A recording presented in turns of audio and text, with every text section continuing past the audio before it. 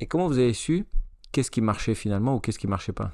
Ben, c'est quelque chose qui est plutôt dans l'immédiateté. C'est-à-dire que au cours d'une conversation thérapeutique, au cours d'une consultation, si on observe bien, on s'aperçoit de ce qui fonctionne dans l'immédiat. C'est la qualité de la relation et si le patient est synchronisé, puisqu'il faut parler de ça aussi, s'il est synchronisé, s'il est d'accord, s'il donne les signes de l'acceptation de ce qu'on lui dit. C'est des outils qui sont utilisables dans l'immédiat. Alors moi je ne suis pas médecin de brousse, contrairement à ce que vous dites.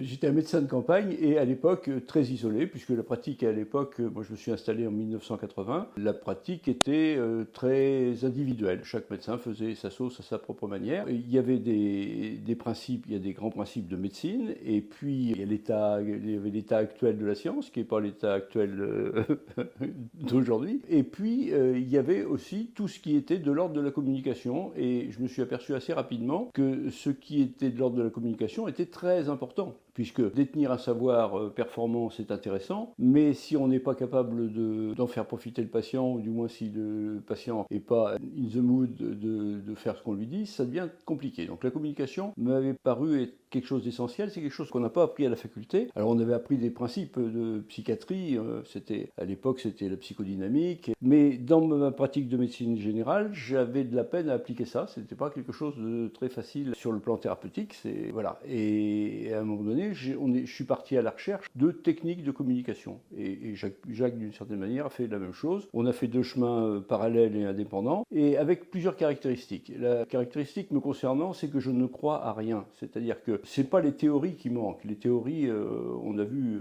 multiples théories. Certaines étaient en cours quand on a fait nos études, d'autres étaient en cours au début de notre carrière. Maintenant, moi j'ai 45 ans de recul de médecine générale. Sur le plan théorique, on n'est pas en manque. Par contre, sur le plan pratique, il y a peu d'outils performants. Et donc, ce qui m'est apparu assez rapidement comme étant essentiel, c'est de pouvoir avoir des outils performants sur le plan de la communication, et puis de pouvoir avoir, en particulier pour les thérapies, puisque j'avais un certain nombre de patients que je voyais en thérapie, pour lesquels l'aspect psychologique ou psychiatrique primait sur le reste de la pathologie somatique.